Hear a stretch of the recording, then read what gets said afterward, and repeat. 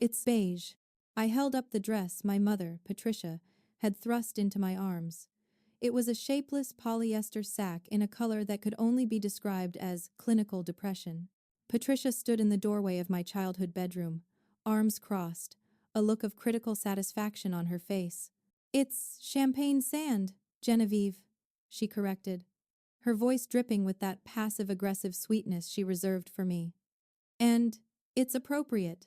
Look, we all know you have a tendency to be dramatic with your little outfits. But today is about Tiffany. It's about your brother Caleb. It is not about you. She walked over and fingered the fabric of the dress I was currently wearing, a black silk slip dress. Take this off, she snapped. You look like a widow on the prowl. Wear the beige. Blend in. For once in your life, Genevieve, just be background noise. Don't outshine the people who actually matter. I looked at the polyester nightmare in my hand. Then I looked at my mother. She looked tired. Her dyed blonde hair was sprayed into a helmet of perfection, but her eyes were anxious.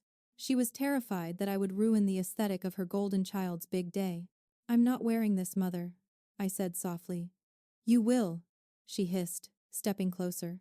You will wear it, and you will sit in the back row, and you will not embarrass us with your poverty. We told Tiffany's family you work in retail. Don't make us liars by trying to look like something you're not. I dropped the beige dress onto the bed. It made a sad, synthetic swishing sound. I won't outshine anyone, I promised, a small, cold smile playing on my lips. I'll wear something simple. She didn't know that simple in my vocabulary cost more than the entire wedding budget.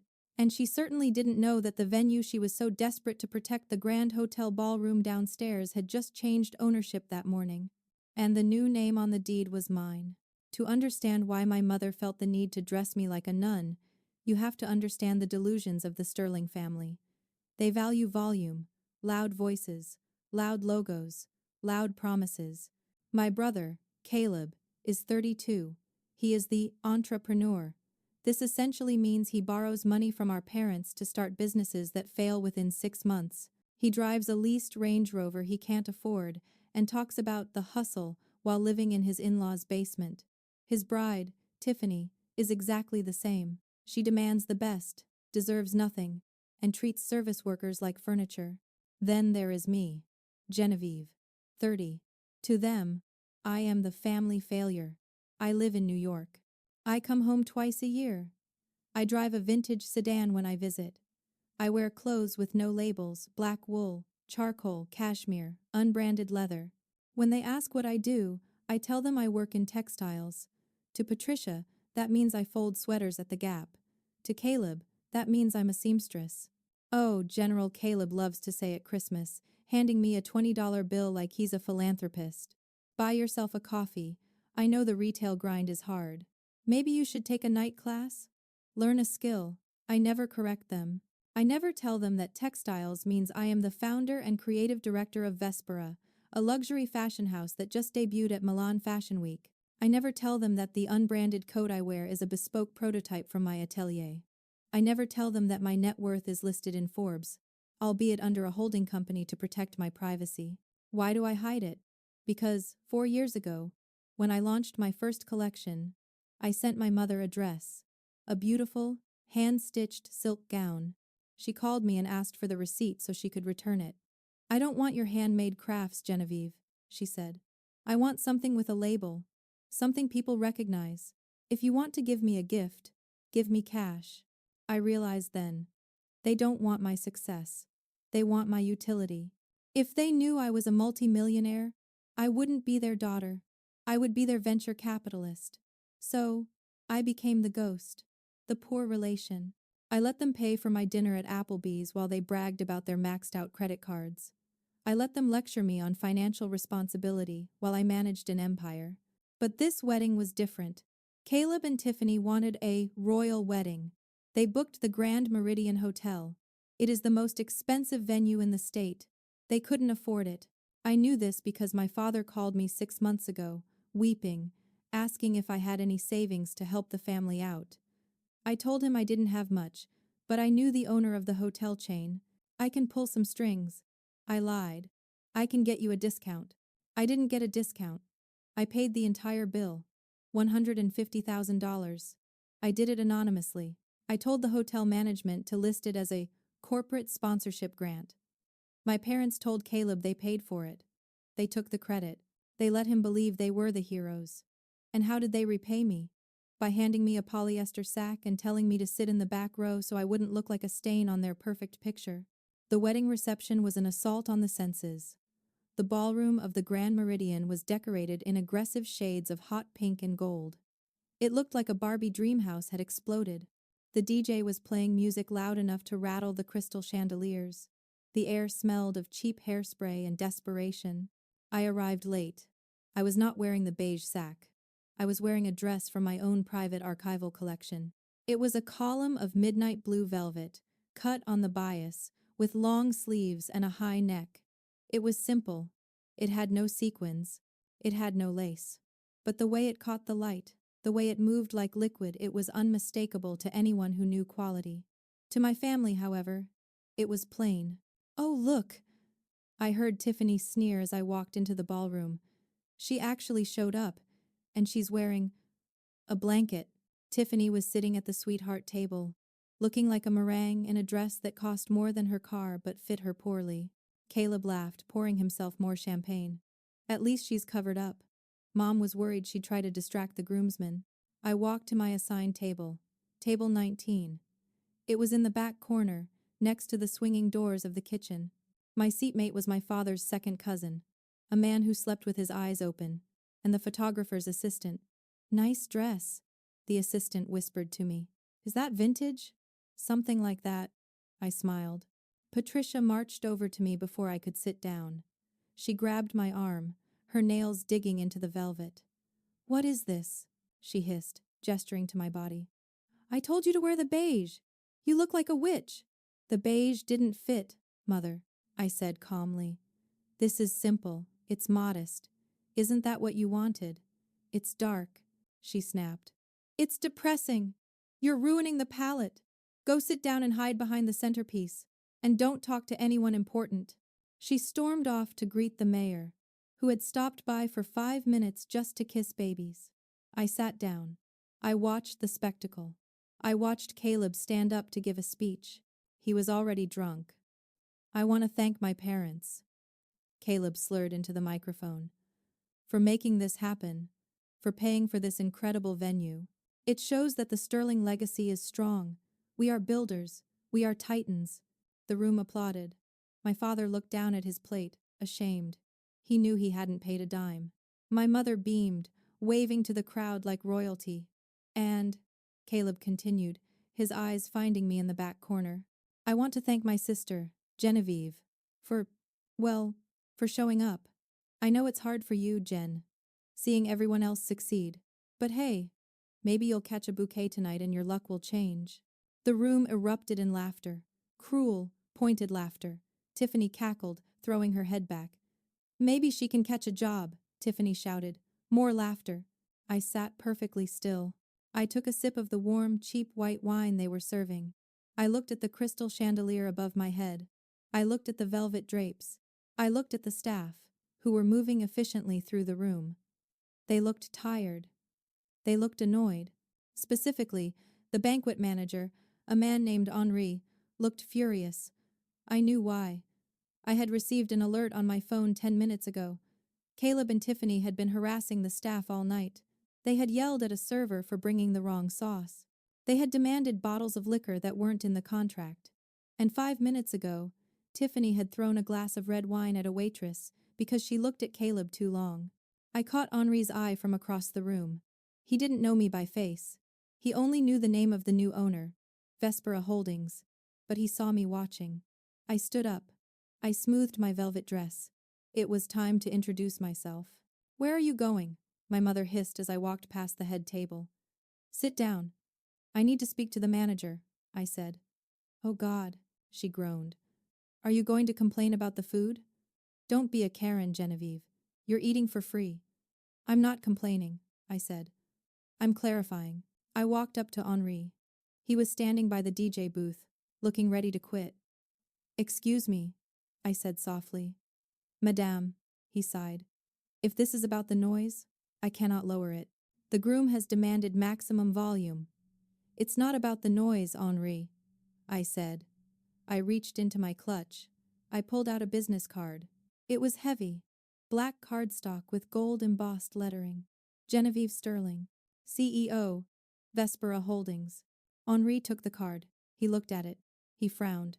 Then his eyes widened. He looked at me. He looked at the card again. Vespera Holdings, he whispered. The parent company. We acquired the Grand Meridian Group this morning. At 9 a.m., I said. The paperwork was finalized an hour ago. Henri straightened his spine. The exhaustion vanished, replaced by terror and respect. Miss Sterling, he stammered. We didn't know you were attending. We would have prepared the presidential suite. We would have. It's fine, Henri, I said. I turned to look at the head table. Caleb was currently trying to spray a bottle of champagne over the guests. Tiffany was screaming with delight. However, I continued, my voice dropping to a chill. I am concerned about the conduct of the guests in the main ballroom. I hear there was an incident with a waitress. Henri's face darkened. Yes, madame. The bride. She was physical. We were going to call the police, but your father begged us not to. I see, I said. And the bill, Henri added nervously. The groom has been ordering reserve vintage wines, thousands of dollars worth. He says his parents are covering it, but the credit card on file. It declined. Of course it did, I said. I looked at Caleb. I looked at my mother, who was glaring at me from across the room, mouthing the words, "Sit down." Henri, I said. Do you have the master microphone? The one that overrides the DJ? Yes, madame. Give it to me. I took the microphone. I didn't walk to the stage.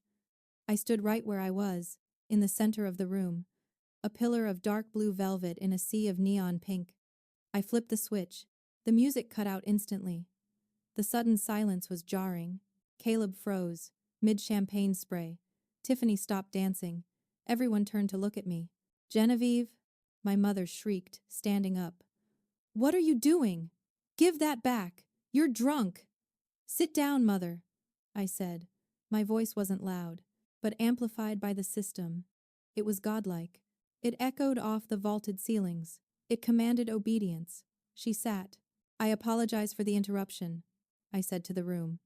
But there seems to be a misunderstanding regarding the financing of this evening. Caleb laughed nervously. Oh God, she's trying to make a toast. Someone take the mic. She's embarrassing herself. The wedding, I continued, ignoring him, was paid for by a corporate sponsorship grant. A grant provided by an anonymous benefactor. Tiffany rolled her eyes. Yeah, we know. Mark Zuckerberg or someone paid for it because we're influencers. Move on. The benefactor, I said, revoked the grant 5 minutes ago. The room rippled with whispers. Revoked, Caleb shouted. You can't revoke a wedding. It's happening. Who is this? Who are you talking to? I am talking to the owner of this hotel, I said. The owner, Tiffany sneered. Who? Some old guy in a suit? I'll handle him. The owner is standing right here, I said. I gestured to Henri. Henri stepped forward. He looked at Caleb with a look of pure professional disdain. Miss Sterling is correct, Henri announced, his voice projecting. This hotel is the property of Vespera Holdings. Miss Genevieve Sterling is the CEO. The silence that followed was heavy. It was physical. Caleb dropped the champagne bottle. It didn't break. It just bounced on the carpet with a dull thud, spilling foam over his shoes. My mother's face went gray. Tiffany looked at me, squinting. Vespera? That fashion brand? The one I wanted a dress from but couldn't afford. Yes, I said. That one. I walked toward the head table. The guests parted for me. They looked at my dress, really looked at it this time. They saw the cut. They saw the quality. They realized that the simple dress was the most expensive thing in the zip code. I stopped in front of Caleb. You told everyone I worked in retail, I said calmly. Technically, you were right. I do work in retail. I own the stores, General Caleb stammered. You're rich. I am wealthy, I corrected. Rich is what you pretend to be. Wealthy is owning the building where you're pretending. I turned to Tiffany. You threw wine on my employee, I said. She was flirting with Caleb. Tiffany cried. She was refilling his water. I said. And you assaulted her. That is a violation of the venue contract. Clause 4. Section B. Abuse of staff triggers immediate termination of the event. Termination! Tiffany shrieked. You can't terminate my wedding. I just did, I said. I turned to my parents.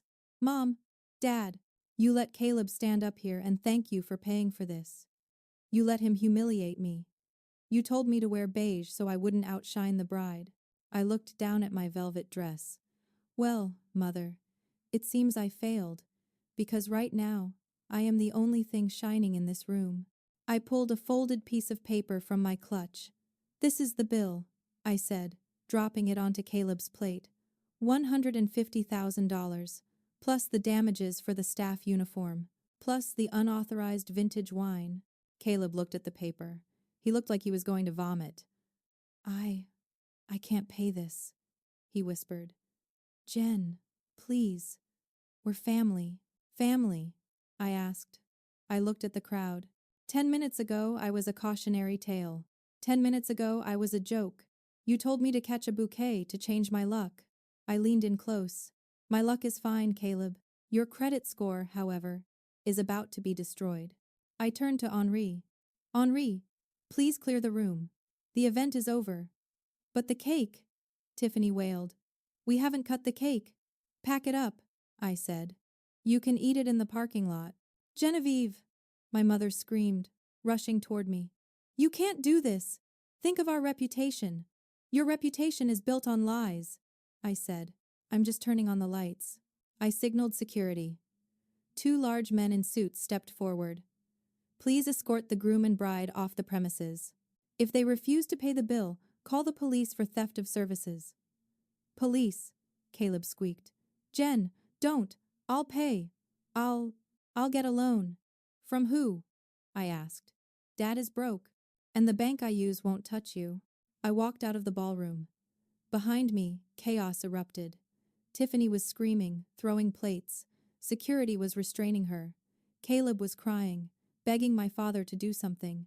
My father just sat there, head in his hands. My mother was chasing after me, but the doors closed in her face. I walked through the lobby of my hotel. The staff nodded at me respectfully. Good evening, Miss Sterling. Good evening, I said. I walked out to the valet stand. My vintage Jaguar was waiting. It wasn't a leased Range Rover. It was a classic. I got in. I drove away. The aftermath was nuclear. Caleb and Tiffany were detained by the police until my parents agreed to sign over the deed to their house as collateral for the debt. They lost the house. They are currently living in a rental apartment. Tiffany filed for annulment 3 weeks later, citing fraud. Caleb is working at a car dealership. He sends me emails sometimes, asking for a job in the mailroom at Vespera. I have my assistant auto-archive them. My mother tries to call. She leaves voicemails saying she always knew I was special and that she was just trying to keep me humble. Humble didn't build this empire, Mother, I whispered to the phone before deleting the message. I kept the hotel. I renovated the ballroom. I removed the tacky gold leaf and the pink carpets. It is elegant now. Quiet. Expensive. I sit in the lobby sometimes, drinking tea, watching weddings happen. I watch the families. I look for the quiet ones. The ones sitting in the back, wearing simple clothes, being ignored. And sometimes, I send over a bottle of the good champagne, just to let them know that someone sees them. If you enjoyed this story of high fashion and higher stakes, hit that like button and subscribe. And remember, never tell a woman to dim her light. She might just burn your whole house down. See you in the next one.